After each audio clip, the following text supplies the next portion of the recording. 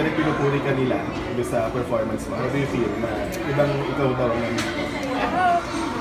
I'm so nervous right now kasi pinanood ko yung movie last night and it feels so good after lahat ng pagod at hard work. Ang ganda ng kinalabasan na ginawa namin, ang trabaho namin, and I have to give props to Direk Katsky, Direk Eric Manny, and the entire crew for working so hard on this.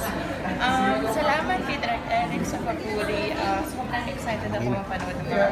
Sabi ni Richard, sabay daw kayong magiging busy ngayong taon sa career niyo. So, ito na yun? Parang ito na ba yung simula? Yes, actually ngayon, he's doing so many interviews for Laguna Sangre, and medyo sabay yung trabaho namin kapag may lakad ako, meron din siya. So, we try to find time to balance our personal life and make time for Zion and just be there for him. Kasi back to school na. Okay. Medyo pinag-usapan sa social media yung post niya na kinatagal ko lang gano'n. Kwento naman. Kasi nag-tweet ako, tweet ko, hashtag pakagat. Tapos ang daming nag-reply, pakagots. Okay. So, nakuha namin yung idea na yun na magpapakagat ako. Siyempre, dapat ako maunang magpakagat at hashtag pakagots. So, ngayon, ginagamit siya ng fans, which is so cool. Marketing na rin. Okay. Paano niyo sinusuportan si Richard ngayon? Kasi lagi niya sinasabi tayo yung source ng strength. Paano niyo sinusuportan si Richard? I'm always there for him. You know, when things get a bit stressful, we're there to give him positivity and just remind him to enjoy and relax. Same din sa akin when I get so busy and I'm nervous about something. Pinapagaan niya yung loob ko, and I'm just so excited for him. He's so blessed, and I'm sure God's gonna guide him through it all. Totoo ba yun? Nabanggit niya rin na may plano sana kayo mag-baby na pero naurong lahat dahil ang daming nangyayari. Yes, gusto talaga namin sundan si Zion kasi he's 4 na, and ang bilis ng panahon. Ayaw ko naman isayin na mag-6 siya, 7, wala siyang kasunod na kapatid. So, we're working on that. We're just waiting for the right time. Okay. Sarah, Father's Day sa Sunday. Paano may describe si Richard bilang father ng anak mo? Chard is so loving and so caring. He's fun, lagi siyang nandyan para kay Zion, mapatakbuhan o kung ano man yung gusto gawin ni Zion, he's there to support him. So, I'm so grateful to God that he's such a great father to Zion and a partner. Sobrang thankful ako na na-appreciate nila yung lahat ng hard work na ginawa namin ngayon na mapanood na lang sa movie. Of course, it's not your first horror movie, pero anong difference ito sa mga previous horror na nagawa?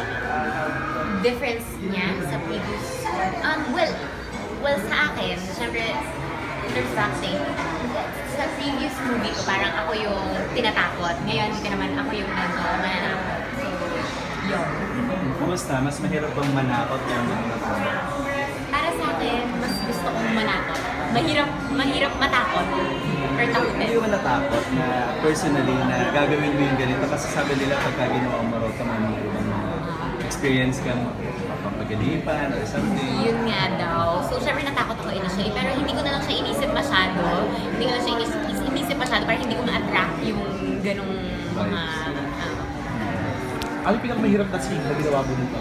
Mahirap na scene. Yung pa-ending na, yung nasa puno. Yun yung pinakamahirap. Kasi nasa taas ako ng puno, tapos naka-harness ako. Alam mo yun, tapos kailangan ko umarte doon na i-balance yung sarili ko na hindi ako malaglag. So, yun yung pinakamahirap. What can you say dun sa, we got this feedback kasi na maraming nag-audition dun sa role. Pero nung ikaw na daw, parang first few lines pa lang, alam nila, ito na, siya na talaga yung star ng movie na to. Oo nga po, yun, nabasa ko nga yung sinabi ni Direk. So, sobrang kinilig talaga ako, parang gusto ko umiyak. So, wala, sobrang, hindi ko alam kung paano ako naging ganito kaswerte para makuha yung role and makatrabaho si Direk and yung buong cast. Sinong peg mo dito? Kasi maraming mga ganitong type of movie sa Hollywood eh. So, meron ka bang... Yung peg, actually, hindi ako... Actually, yun yung, syempre, lagi naman gano'n, diba? Pag may bibigay sa'yo role, nag-iisip ka parang, ano kaya, sino ka magandang i-peg or like parang inspiration, ganyan. So, yung, para dito, parang combination siguro siya ng lahat, syempre. Pero, mas doon sa parang, nagkaroon kasi kami ng 2-day workshop. So, mas parang si Direk natulungan niya kami na i-create yung character. So, mas doon. Please invite them to Okay, hi guys! Ang pagsanib kay Lea de la Cruz sa June 28 na.